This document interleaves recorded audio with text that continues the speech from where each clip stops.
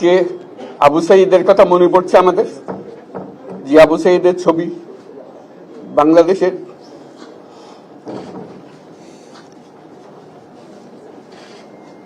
প্রতিটি মানুষের মনে গেঁথে আছে, এটা কেউ বলতে পারবে না।